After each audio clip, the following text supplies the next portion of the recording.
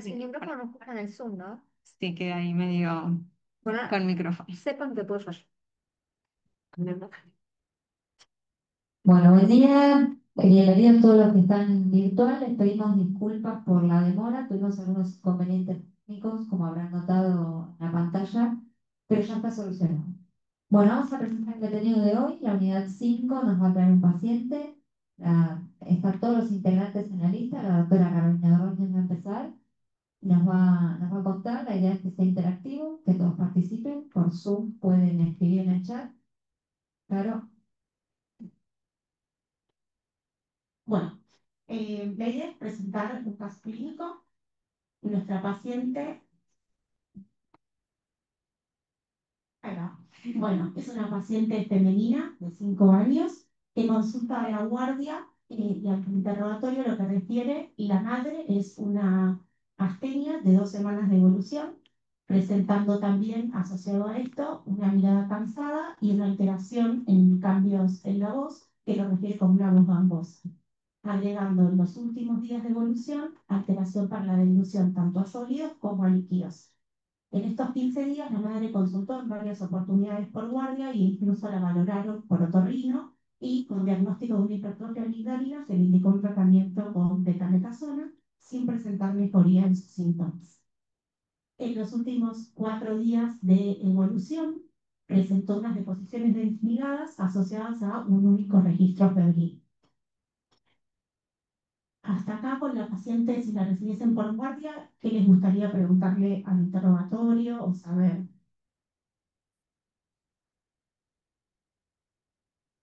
La cronología cotidiana de los síntomas, si en el día. ¿Alguna otra cosa? El tiempo de evolución, si fue una instalación abrupta o fue una instalación insidiosa, los indicadores por los que consultó, Disarte, Disparate y demás. Perfecto. Bueno, nosotros preguntamos sobre esto que ustedes dicen también. También averiguamos sobre antecedentes personales, familiares, sobre infecciones recientes, sobre si había alguna vacunación reciente, como para categorizarlo como algún efecto adverso de la vacunación. Y obviamente lo que mayormente queríamos categorizar era cómo era ese examen físico a nivel neurológico. Bueno. De antecedentes personales, era una paciente que es previamente sana, no tenía ninguna vacuna recientemente colocada y su carnet de vacunación estaba completo para la edad. Y como antecedentes familiares, la abuela paterna, perdón, presentaba lupus, esclerodermia y Raynaud. En lo que es el examen físico neurológico, ahora lo voy a contar, y con respecto a lo que ustedes preguntaban, se interrogó con respecto a si esto presentaba modificación fluctuantes a nivel del día o no, como para conocer el ritmo de esto que la mamá nos refería. Y lo que la madre nos dijo es que se fue instaurando de forma lenta los cambios, y en el último tiempo lo notaba mucho más invasivo en el sentido de lo que era el compromiso a nivel ocular y la disartria que presentaba la paciente. Al examen físico, como datos positivos, presentaba una debilidad de los músculos faciales, en donde se veía que no lograba insuflar los cachetes, y tenía una masticación leve, tenía una oclusión ocular que era incompleta y con un reflejo pupilar bilateral que era conservado. Se valoró con esto de el trastorno de la dilución que la madre quería, se presentaba o no reflejo nauseoso, y lo que se vio en el examen físico que ese reflejo era débil. Acá con esta paciente nosotros nos preguntábamos qué diagnóstico sintomático o cómo englobaríamos a la paciente. ¿A ustedes qué les parece? Ahora que tenemos una paciente que presenta sintomáticamente. Y antes de llegar a poner un diagnóstico, síndrome de Huntington, perdón. Perfecto. Sí, nosotros lo que dijimos es, bueno, nuestra paciente presenta una debilidad muscular, ¿no? Entonces, entre esto, ¿cómo categorizamos esa debilidad muscular? Fue la siguiente pregunta. La realidad es que lo que vimos es que principalmente tenía afectación de los músculos faciales y vulvares, pero que no tenía una afectación generalizada porque el resto del compromiso muscular estaba. Los selectivos de padres craneanos, por ejemplo. Bueno, entonces, si nosotros tenemos un paciente que frente a nosotros presenta debilidad muscular, la realidad del examen clínico hay varias cosas que uno puede valorar. Dentro de eso, está la exploración neurológica, en donde uno puede valorar todo lo que es fuerza muscular, el tono, los reflejos, la sensibilidad, la marcha, la coordinación de los movimientos y los pares craneales, que era también lo que decía Juan recién. Y otra cosa que uno tendría que ver es cómo es esa distribución de la debilidad, ¿no? Si la debilidad es focal, si es proximal, si es distal, si es simétrica o asimétrica, o si es fluctuante, que esto habla principalmente del ritmo, ¿sí? Si en algún momento del día mejora o con determinadas cosas mejora esa debilidad muscular que la paciente presenta. Esto la verdad es que nos ayuda mucho a poder ver si podemos orientarnos desde la clínica a dónde está nuestra afectación a nivel anatómico. ¿Sí? Si uno piensa que quizás está a nivel central, a nivel cerebral, uno pensaría más que el paciente que puede presentar un déficit focal, que puede presentar convulsiones. Si está a nivel medular, van a tener un déficit motor y sensitivo, que depende de dónde esté la lesión, es la afectación que tengo. Y después, si tengo afectación de las raíces nerviosas, el típico dolor radicular o la debilidad que es segmentaria, con los reflejos que están disminuidos. Y después están las afectaciones de la unión neuromuscular, en donde el paciente presenta una debilidad que es fatigable, en general presentan tosis y presentan disartrofia. Y si es específicamente del músculo, la realidad es que no hay una afectación en la sensibilidad y no específicamente de esa debilidad y esa alteración a nivel de ese grupo muscular. Y después otra cosa importante para plantear después diagnósticos diferenciales es el tiempo de evolución, ¿sí? Si es agudo esa debilidad muscular, que se define con menos de 72 horas, si es subagudo, días o semanas, o si es crónico, llevamos más meses de evolución de esta debilidad. En nuestra paciente, ¿ustedes pedirían algún estudio complementario?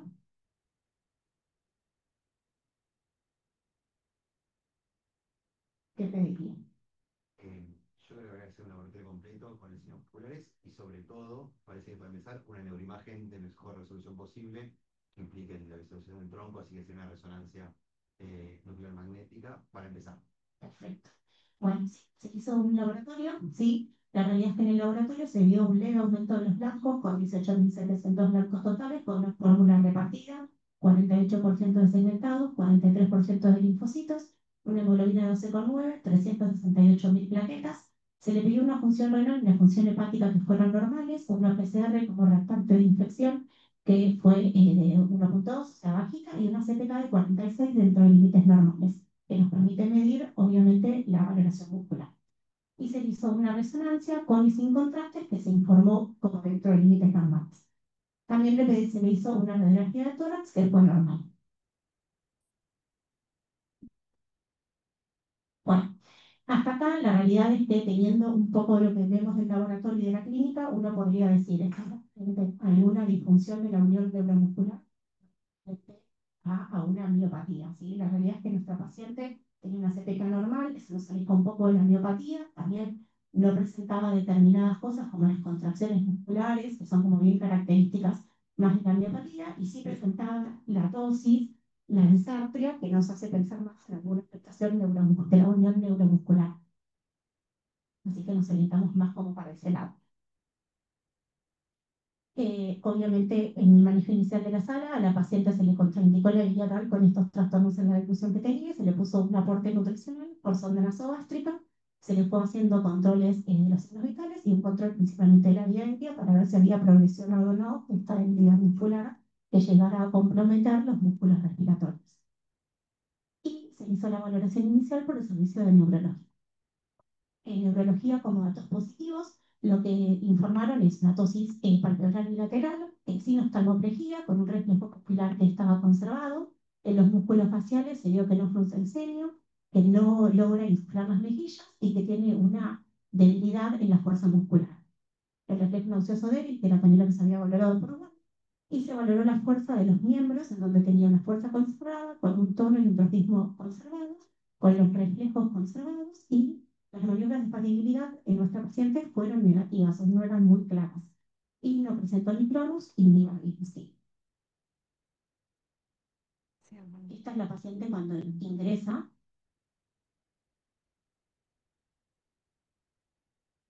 Ahí se ve que no puede ocluir muy bien los párpados.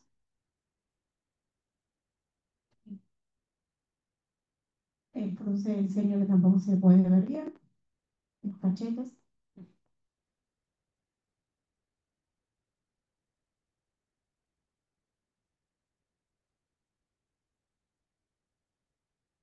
Y en el video de al lado lo que se ve principalmente es la debilidad de la voz.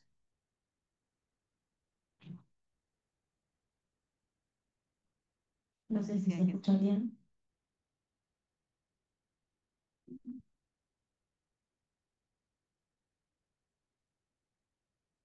Bueno, no se escucha tanto, pero la idea es que la paciente se le hizo contar hasta 10 y a medida que iban avanzando los números iba bajando la fuerza en la voz. Bueno, frente a esto nosotros nos planteábamos cuáles serían nuestros diagnósticos diferenciales en esta paciente. Obviamente que pensamos en miastenia gravis vulvar, se pensó también en si tenía alguna lesión a nivel vulvar que le pueda estar generando esto, o se pensó si podía ser un síndrome de Guillain-Barré con una variable Miller-Fisher. Ahora va a aparecer un QR, la idea es que puedan escanearlo y de estos tres diagnósticos, frente a cuál de estos tres ustedes dirían mi paciente tiene. Entonces, escaneados. Y a los dos.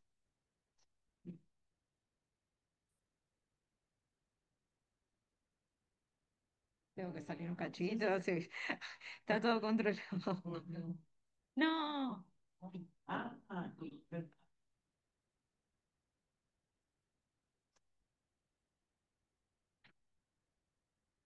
Bueno, acá tienes la pantalla. Ah, bueno, lo miro acá. Bueno, el 87% son miastenia gravis vulvar. Perfecto.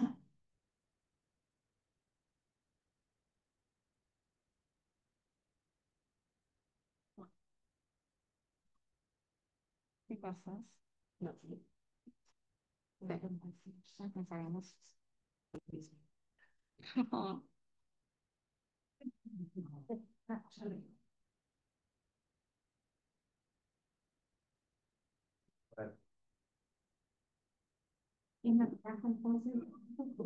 piensan en la miastenia? Vos decís, ¿qué piensan que es una miastenia? Bueno, de que el show must go on. No más no.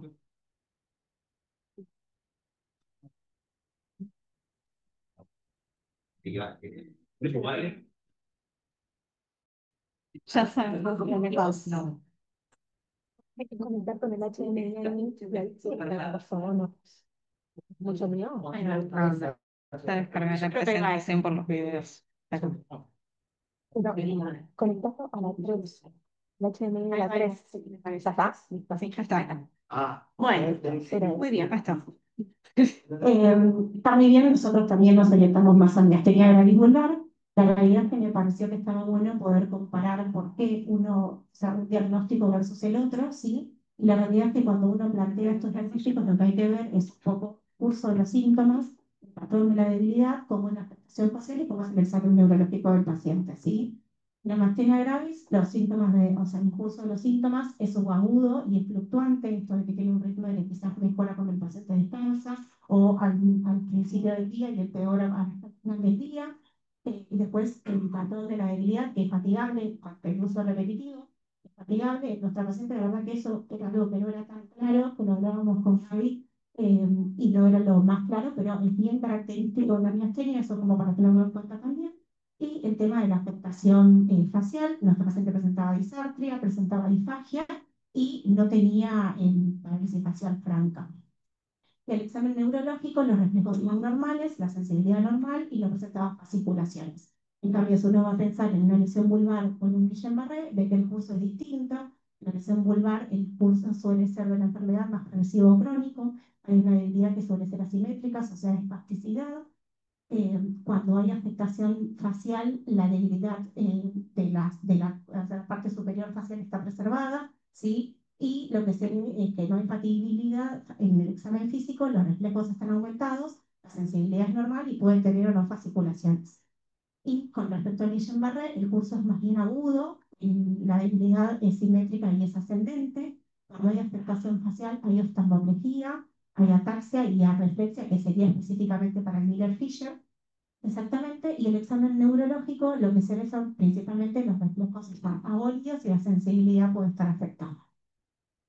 Entonces nosotros nos quedamos con miastenia gravis. Ahora, si vamos a ver qué pasa a nivel de las imágenes, la realidad es que la resonancia en la miastenia suele ser normal, ¿sí? En la lesión vulvar lo que voy a encontrar puede ser directamente el regarse con la masa visible o alguna afectación con una lesión en el tronco encefálico o en el bulbo, y en el Guillain-Barré lo característico es el realce de las raíces anteriores externas. Otra cosa que uno podría haber pensado es botulismo, que la verdad que no estaba dentro de los diagnósticos iniciales, pero me pareció importante ponerlo. Lo más característico, para poder diferenciarlo, es el curso de la enfermedad, es agudo, y otra cosa muy importante es que no suele haber, o sea, en miastenia gravis no hay compromiso de las pupilas y los reflejos se mantienen conservados. En cambio, en el botulismo hay mirasis bilateral. Sí, eso como para tenerlo en cuenta también. Bueno, esto me quedó desarrollado, no me lo dejaron corregir. Diagnóstico presuntivo, obviamente dijimos que es miastenia gravis, y frente a esto nos preguntábamos, ¿hay alguna prueba diagnóstica que uno le puede hacer al paciente como para poder ver si responde o no y poner un poco más el punto ahí? Y bueno, la realidad es que sí, a esta paciente lo que se le hizo fue una prueba de miostigmia que fue positiva porque mejoró la fuerza facial, mejoró la fuerza del auricular de los párpados y la paciente presentó mayor claridad en su voz. Y con este diagnóstico de miastenia, lo que se inició fue el pasaje de gamma globulina, hizo 1 gramo kilo por 48 horas y después continuó con prednisona. En estos videos lo que tratamos de que vean es la mejoría clínica que tuvo la paciente.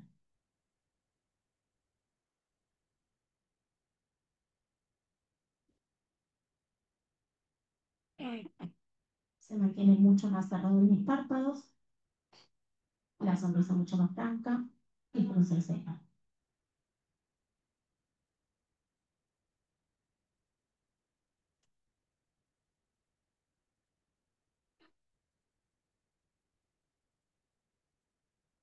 Logra contar sin alterar la voz, cosa que antes no pasaba.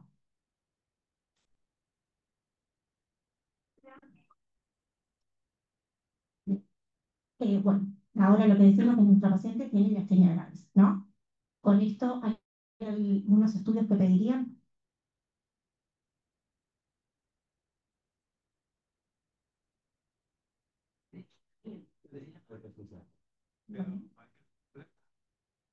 Exacto.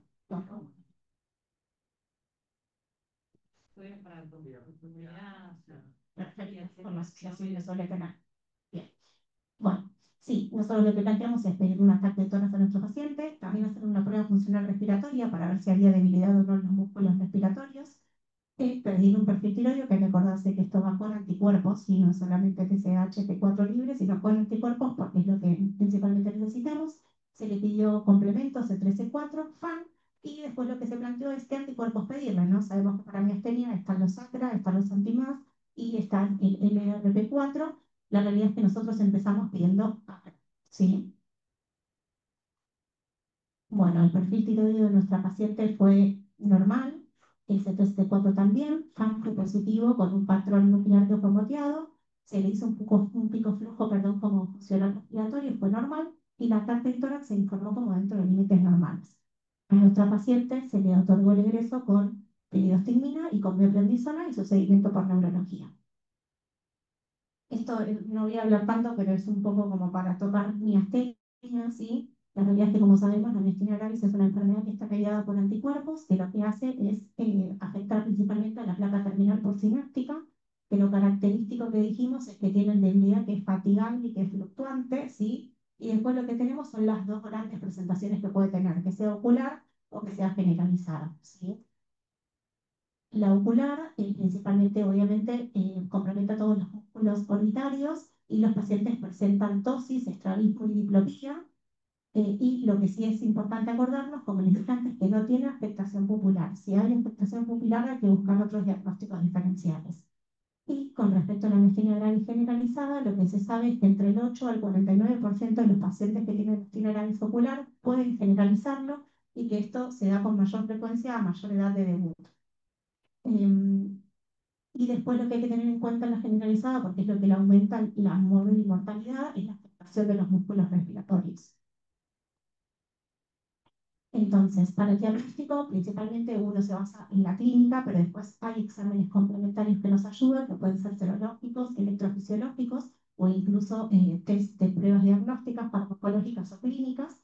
Dentro de los test clínicos, uno lo que puede hacer es el test de hielo, que lo que hace es colocar básicamente hielo frío a nivel de los ojos, ¿sí? Y lo que hacemos es medir previamente la apertura papilar que tiene y si posterior al hielo mejora 2 milímetros se considera positivo. Y la realidad es que tiene una alta sensibilidad con un 80%. La otra alternativa es esto del descanso. Cuando mejora frente al descanso, se lo medimos previo a que el paciente haga un descanso de por lo menos 30 minutos y después se revalora de nuevo. Después están las pruebas serológicas. ACRA, como decíamos, la realidad es que uno en general empieza pidiendo ACRA porque son los que mayormente se encuentran como positivos, y un 72% pueden estar positivos en adultos y en un 41% en la miastenia gravis ocular. En pediatría, en la miastenia gravis juvenil, hasta un 86% de los pacientes pueden presentar ACRA positivo. Y de los que son negativos, lo que se vio que a medida de los 2 años de evolución de la enfermedad, hasta un 41% pueden positivizar. Que lo que también se vio es que positivicen no quiere decir que empeore el curso de la enfermedad, sino solo que se volvieron seropositivos, ¿sí? Y después están los anti-MUS, que un 40% de los pacientes que tenemos el ACRA negativo pueden ser que sean positivos estos, ¿sí? Y en general se asocian con una severidad un poco mayor de la enfermedad por esta mortalidad que seguramente está asociada al compromiso respiratorio. Y después los anticuerpos anti-LP4, que son ante la lipoproteína 4, que se necesita para poder activar a la quinasa específica muscular, que en general solamente se piden los que son doble negativos y suelen ser más leves en el curso de la enfermedad.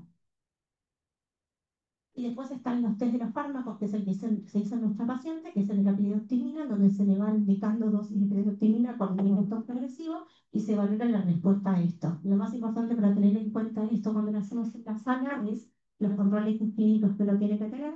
Tiene que tener un monitoreo, básicamente, porque puede tener efectos parasimpáticos y dentro de ellos la bradicardia o incluso la sistolia. Entonces es como para tener un paciente que tenga que estar monitorizado mientras lo hacemos. Y después están las pruebas electrofisiológicas, que en general mucho no se utilizan, pero básicamente sería la estimulación repetitiva a nivel de los nervios para ver esa fatigabilidad que presenta. Y después, con respecto a las comorbilidades, ¿por qué pedimos los anticuerpos y por qué pedimos paratiroides en este caso? La realidad es que si uno compara a los adultos versus los pediátricos, lo que se ve es que el porcentaje en lo que es los desórdenes de las tiroides es básicamente similar, sí, y es el principal que se ve asociado, por eso siempre hay que pedirlo, y dentro de los desórdenes del perfil tiroideo, el hipertiroidismo es el que mayormente está asociado. El tratamiento, como dijimos, piridostigmina, en general no se lo usamos solo porque la piridostigmina tiene una vida media corta, por eso va asociado con otros fármacos que en general son los corticoides, y después uno puede utilizar algunos otros inmunomoduladores como la azathioprina para no tener que aumentar tanto las dosis de corticoides. Y frente a las crisis miasténicas, puede ser gamma-globulina o plasmaféresis. La realidad es que hay trabajos donde dicen que no hay mucha diferencia o incluso a veces es un poco mejor la plasmaféresis. Acá pasamos a gamma-globulina y lo que hace básicamente es frenar la cantidad de anticuerpos que uno tiene circulante en el momento de la crisis. Bueno, nuestra paciente continuó con el seguimiento ambulatorio por porque ¿qué parámetros son los que a uno le indican? Dice, bueno, pasemos la gama o directamente arrancamos con algo. Sí, Esta es una discusión que a veces tenemos, ¿no? No sé si la... Hola. En realidad, este paciente no lo subimos como crisis miasténica porque para crisis miasténica el paciente tiene que requerir o BNI o respirador. Entonces, pero sí, hace un tiempo hablamos y hicimos un informe de que pacientes con exacerbación de los síntomas de la enfermedad de base, o que creemos que es el diagnóstico y hay que tratarlo, uno no puede esperar a que el mestinón y el corticoide, que se lo vamos poniendo muy a poquito, porque si uno pone el corticoide de una, por ejemplo, a 1 miligramo kilo día, uno le causa debilidad miasténico. Entonces, lo usas como puente y mientras tanto PRD, radiografía de tórax, y esa paciente, por ejemplo, se fue con corticoides a muy bajas dosis en ascenso para cuando ya la gama no le estuviera haciendo efecto, si estuviera haciendo efecto el corticoide. Pero ella es esto, tenía tanta clínica que había que sacarla de eso en el momento, pero no la subimos como crisis. La indicación de la gama no es solo en la crisis. No, en exacerbaciones, y eso es lo que escribimos acá hace unos años cuando empezamos, cuando yo estaba acá, de que a las exacerbaciones había que pasárselo, si no, uno tiene muchísimo tiempo hasta que lo podés sacar de ahí. Bueno, bueno, siguió efectivamente el seguimiento por neuro y en el mientras tanto se obtuvieron los resultados positivos para ACRA y se volvió a revalorar la imagen de tórax que se había hecho en la tomografía con el servicio de imágenes, Gavi, con el servicio de imágenes, y se logró informar una lámina clínica de 5 por 33 milímetros. Y la realidad es que con este aumento que había que hacer en forma escalonada de la pirotimina y la prednisona, también se le pidió a la madre que iniciara el trámite para ciatoprina, cosa que la madre estaba bastante reacia a la incorporación de nuevos fármacos. El 28 de abril de 2024, o sea, casi un año posterior, la paciente consulta a la guardia con un empeoramiento clínico en donde lo que requería básicamente era una disfagia y una voz nasal. La realidad es que en ese momento lo que se valoró era que era un empeoramiento clínico, pero débil, sin requerimiento de hacer masaje de gamma globulina por no considerarse una exacerbación ni una crisis. Y entonces lo que se hizo básicamente fue ajustar la medicación, aumentar la dosis de piridostimina, la dosis de corticoides e incorporar a su tratamiento acetopina que no lo venía recibiendo. Continuó con su seguimiento, se fueron aumentando las dosis también de la medicación que la paciente requería, aumento de medicación, y se volvió a repetir el pilfertidio que también fue normal.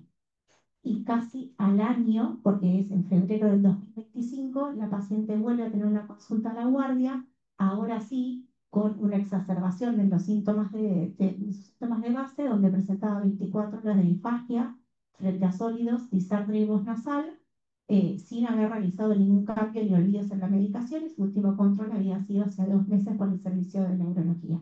La paciente se internó, obviamente, se le hizo un laboratorio, la realidad es que no se vio nada patológico al laboratorio, se le hizo una radiografía de tórax, estaba cursando un leve cuadro viral superior, se le hizo un virológico con un hisopado nasofaringeo, pero fue negativo, no tuvimos rescate viral. Las conductas al ingreso fueron un poco parecidas a su internación anterior. Sí. La primera observación para el de gamma, y la segunda, y había cuenta de la reevaluación que hicieron de la imagen de tórax y lámina clinical. ¿No hay que enfatizar los esfuerzos sobre ese poco productor de anticuerpos? Sí.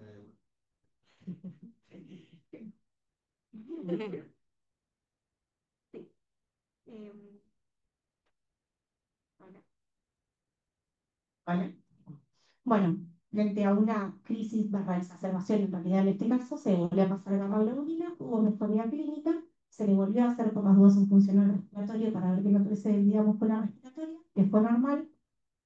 Y lo que nos planteábamos es que si le podemos ofrecer algo más a nuestra paciente, ¿no? Y acá entra un poco lo que decía Juan recién, ¿sí? Entonces dijimos, bueno, ¿por qué no se revalora de vuelta ante el servicio de cirugía la posibilidad de proponerle a la paciente una timectomía o no? O si había algún otro tratamiento inmunomodulador.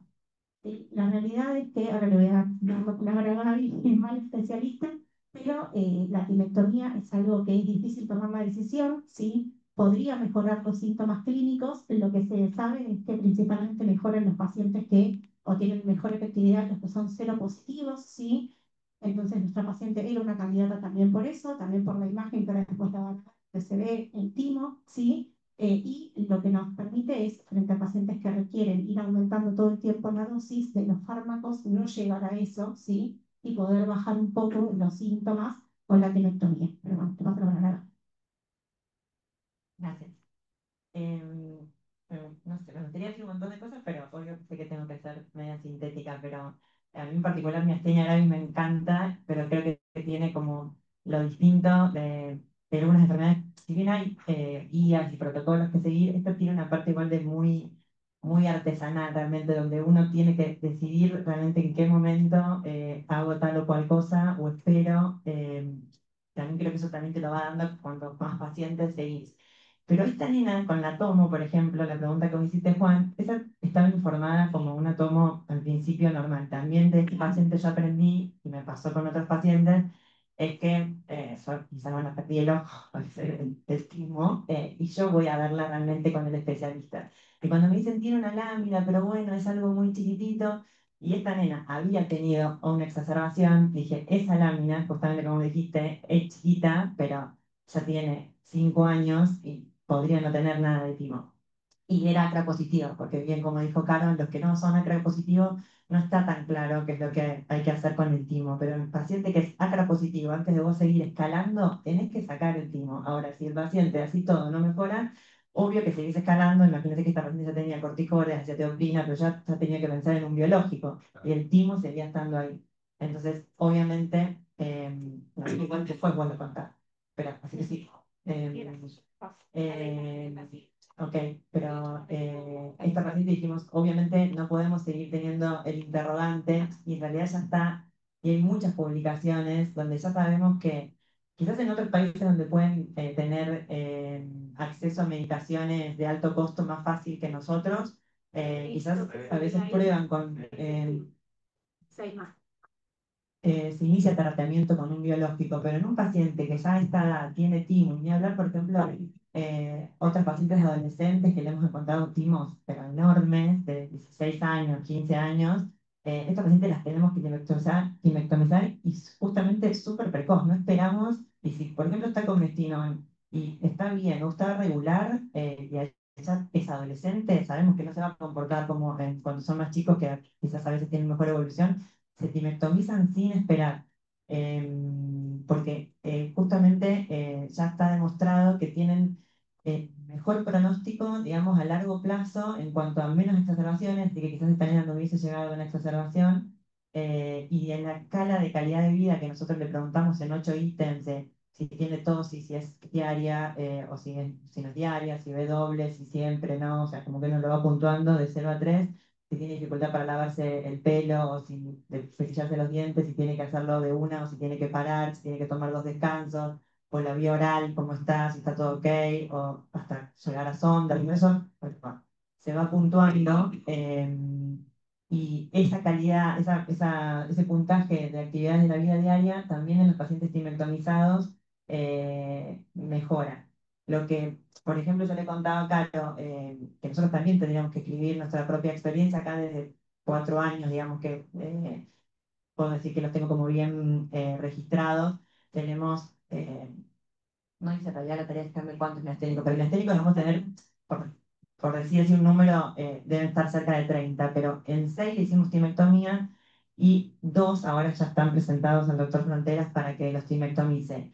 Y el Garraham acaba de publicar, porque lo buscamos y justo se lo pedí a Andrés Abranqui, que muchos la deben conocer porque lo acaban de publicar, salió la semana pasada, una corte de 21 pacientes timectomizados en 9 años. O sea, y nosotros vamos a tener 8 en 4. Y ahí ellos justamente ven esto que les digo, si bien es retrospectivo, ellos ven que los pacientes todos mejoran esta actividad de la vida y la calidad, los puntajes que hacemos de la vida diaria, en esos 12 meses no tienen exacerbaciones, pero muchos de los que estaban tomando corticoides dejan de tomarlos, pero eso no les dio estadísticamente significativo, y todos en un año mantuvieron el mestinón, pero realmente uno estaría ahorrándole efectos o comorbilidades de los otros medicamentos que les estás poniendo. Así que estas dos nenas, que justo alguno quizás la vio en la guardia, hace 15 días consultó a una niña con tosis y tenía una oftalmoparesia, tenía como si fuera un sexto y un tercer incompleto contralateral. Se pensó que tenía, como ustedes dijeron, y me parece que está bien, es lo primero que hay que pensar, no tenía afectación de pupilas, pero le hicieron una resonancia del cerebro y al día siguiente llegó a neuro. Y cuando reinterrogamos había tenido tosis hacía 15 días en un ojo, después tosis en el otro y repitió deseo. Entonces, cuando uno tiene que ir a buscar eso de la tosis que es intercalada, que va y viene, que se fatiga y que termina el día con el ojo estrábico, era una miastenia, pero obvio que uno tiene que descartar lo más grave. Y esa nena se hizo ahora, tiene 8 y tiene un timo enorme. Y después un adolescente que vino también la semana pasada por ventanilla con una orden para que le diéramos turno, la dejamos internada en las 6, y también tiene un timo, tiene 15, creo, 14, es grande. Así que eso ya hablamos, las dos le estamos poniendo corticoides porque acaban de terminar con el catastro, pero eso es venir a tirotomía ya, no vamos a esperar. Si no van con eso, al corticoide le agregaremos cetirizina, y si no van con eso, le pondremos eculizumab o alguno de los biológicos que se usan para miastenia. Gale, ¿cuál es la ventaja de esperar más tiempo? ¿Por qué no se hacen todos, todos No. que sean acá positivos? Es que No. todos los que son macro positivos, la idea es que los que Ah. estamos tinectomizando precozmente. Esta paciente pasó que eso no estaba claro, que seguía teniendo timo, y otra paciente, que creo que también ustedes la tuvieron en las 6, una adolescente, se había hecho la tomo cuando se hizo el debut a los 12 años, informada completamente normal. La fui a ver cuando recayó con ustedes, creo que hace un año, tenía timo a los 12 años, ya que nos queríamos morir. La chica Es una cirugía relativamente sencilla, sí, porque por- largo plazo, sí que sí, es, digamos, por video. Dice el chico, por ejemplo, ya le empecé a bajar la medicación y está impecable. Que quizás eso también le explicamos a la familia. Puede ser que lo que está descrito es que sea hiperplasia tímica, no hay timoma como en los adultos. Por ejemplo, en esta serie que reportaron del Garraham, de los 21, 18 tenían hiperplasia tímica, pero los otros tenían timo normal.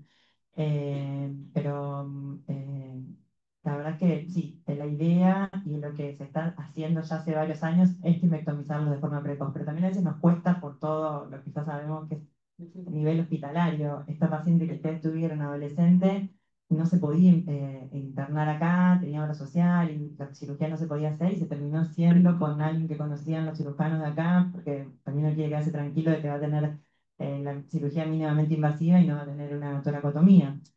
Podría tenerla, pero no es lo mismo para la paciente. Gaby, ya que estás, te puedo hacer una pregunta bastante poco relevante y miscelánica, pero ¿cómo es que el frío favorece la actividad coordinativa?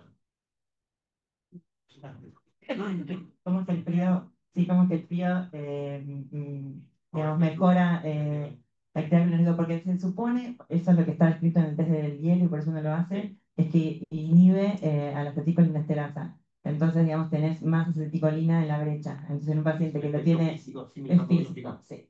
Como está la placa, la posinapsis, está ocupada por los anticuerpos, por lo menos hace que la acetilcolina esté más tiempo en la brecha. Es más, por eso los pacientes, en realidad en verano, muchos que todavía no están muy bien controlados, les mejoran y les decís, mirá, los días que hace 40 de sensación térmica, la verdad que ese día los que no están se tienen que quedar abajo del aire porque salen y realmente están muy comprometidos. Sí, o y sí, en el frío estoy mucho mejor. Es por eso, sí. Bueno,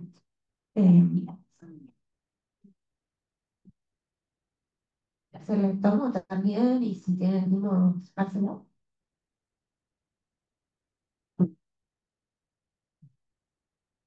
te llaman. Las que son mestinas seculares, ahí también algo que dijo Caro. Si van a generalizar, en general suelen generalizar en los primeros 2 años. Entonces, con esta nena que hace 15 días la vieron en la guardia y le pidieron la rezo, era solo ocular, que tenemos una clasificación, hay una clasificación que se llama de Osterman, que la tipo 1 es la ocular, de tipo 2 a 5 son generalizadas. Y después uno le pone 2A, 2B, 3A, 3B, si A es al predominio de compromiso de musculatura apendicular, que está en la tenía, y B cuando es vulvar, así que es fácil acordarse del B. Y después, entonces, del 2, 3, 4 son leve, moderada, grave, y la 5 es la crisis miasténica. Estoy dando vueltas, pero ahora te explico por qué. Cuando es ocular, y como esta nena la acabábamos de ver y empezó con los síntomas hacía 5 días, le das un montón de pautas a los padres, pero lleva 15 días de evolución. Yo no sé si va a generalizar. Pasó eso, a los 15 días vino, bueno, la vimos a la semana, le pusimos el mestinón. También como era grande, eso es otra cosa que hablamos con Caro, Chanel tiene 8 años y la verdad es que tomó medio mestinón y vos sabés que el pico está a las 2 horas. Así que le sacamos foto con consentimiento, la hicimos entrar, estaba impecable. A los que los internamos y le hacemos la prueba de nestigmina endovenosa, es a lo que sabemos que nos van a dar duda. Esta nena, por ejemplo, o que está tan sintomática y cuando son chiquitos vos no estás seguro si toman la mitad o lo hemos tratado de hacer, escupe, llora, se fatiga, tiene solo tos y después tiene más tos porque se fatigó y no sabes cuánto tomó. Eso la verdad que ya estamos recancheros, nunca tuvimos ningún problema, le hacemos la prueba, abre el ojo, listo, no tenemos los sacra y ya empezamos el tratamiento. Pero bueno, esta nena a los 15 días volvió y ya era una generalizada leve, ¿no? Era una 2A. Pero lo que aprendimos es que si lo vamos, esta parte nosotros hace de urgencia, ¿no? El ocular no se internaría. A esta nena ya cuando vino a los 15 días le pedimos rezo, porque eso también hablamos con los cirujanos, cuando uno le pone yodo, eso empeora la transmisión neuromuscular. Por el diagnóstico o la sospecha de miastenia le damos un papelito donde tenés los fármacos que contraindicados directamente, que posiblemente empeoran la transmisión o que es muy poco probable. El yodo está como los que empeoran realmente la transmisión neuromuscular, así que en la placa. Así que a los pacientes ya acá también están cancheros si les sirve y pedimos rezo con GADO, que eso no tiene ningún trastorno para la unión neuromuscular. Así que esta nena a los 15 días se la pedimos y es la que te digo, arrancó como un ocular, va a ir a temectomía de forma precoz.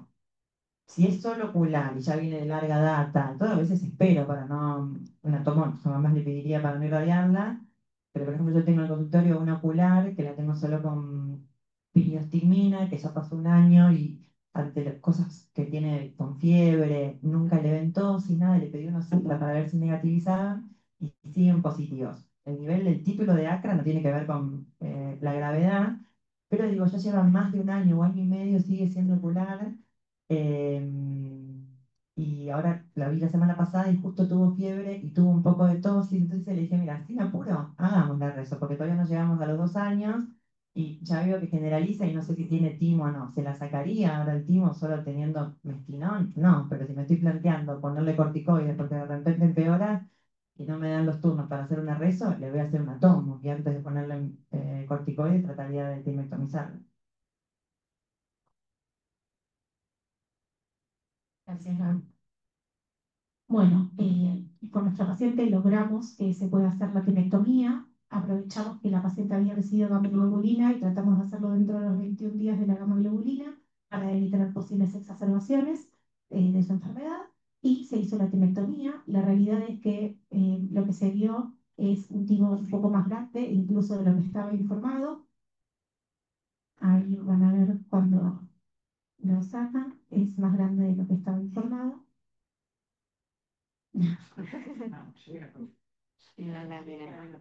Ahí está, todo eso que va saliendo es el timo La lámina. de nuestra paciente.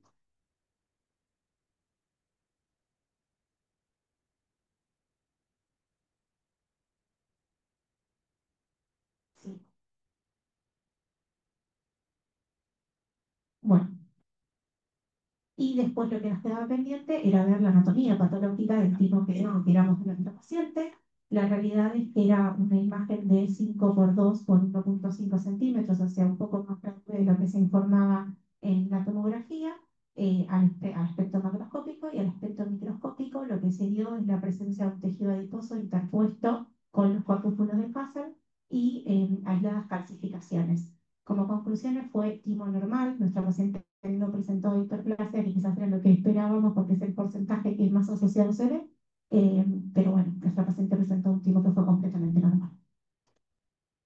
Y fue al control posterior con neuro, la verdad que muy bien. No paro de hablar.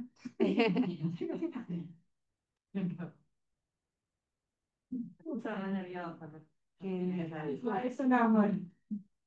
¿Qué cosa? Sí, bueno, nada, muchas gracias.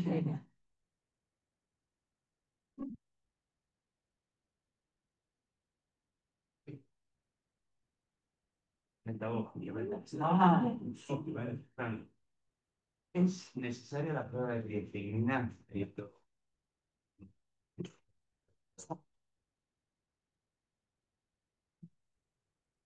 Es necesaria la prueba de creatinina teniendo en clínica clara y la test de hielo.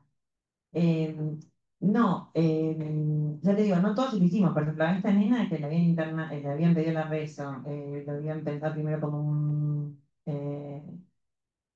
tumor, eh, y ya tenía la clínica que decía que había empezado un ojo, el otro y todo. Digo, eso no la vamos a internar, pero sí, y lo que hacen los adultos, porque ellos no la hacen endovenosa, sí le dimos la mitad del mestinón, 30 miligramos, ya te pasaba más de 40 kilos, y si no hubiese respondido, le hubiésemos dicho, bueno, capaz vení mañana, porque será el mediodía, y le íbamos a dar un comprimido, porque esta nena sabíamos que lo iba a tomar.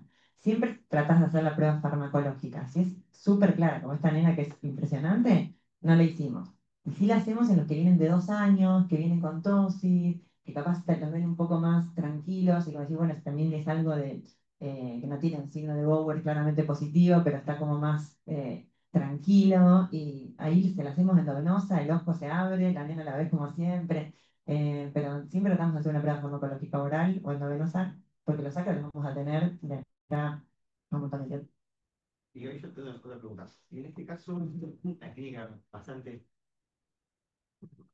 En este caso, la clínica era en cierta medida bastante clara, pero puede ser que sean síndromes técnicos no con tanta sospecha de ocular finalizada gravis. Y la pregunta es, cuando uno evalúa por primera vez al paciente, si se justifica ampliar la imagen a una ecografía ovárica como otro potencial foco de generación de anticuerpos en un contexto paraneoplásico, siendo una niña. Verdad que es un poco pequeña, pero si en la casuística que ustedes manejan han visto muchos anticuerpos onconeurales que inician a punto de partida de ovario no con otra clínica tipo, no sé, Oxoclon, Umioclon, sino con cuestión tipo piniforme. No, sinceramente nosotros no tenemos ninguno. Lo que te puedo decir es que, por ejemplo, sí, eso lo buscamos, como vos decís, en los Oxoclonus o en los pacientes de cefalitis anti-MDA.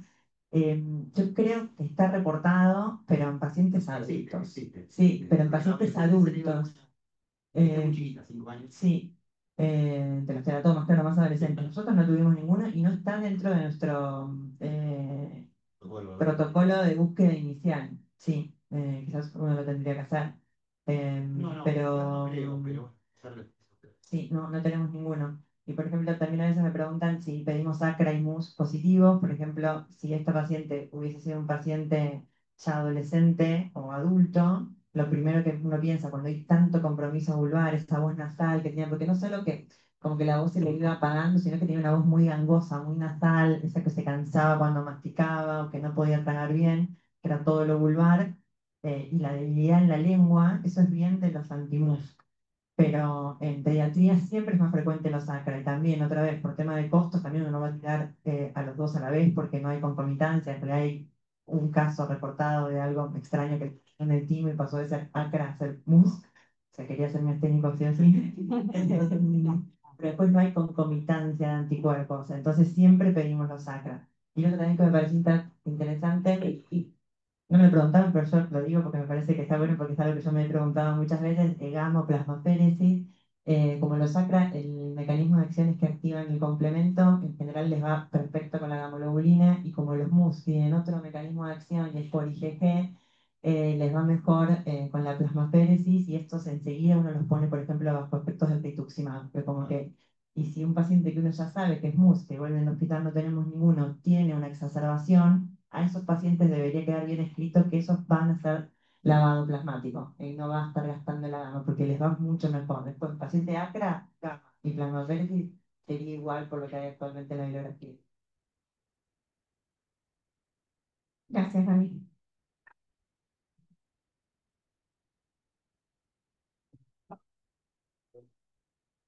Está apagado, Nati.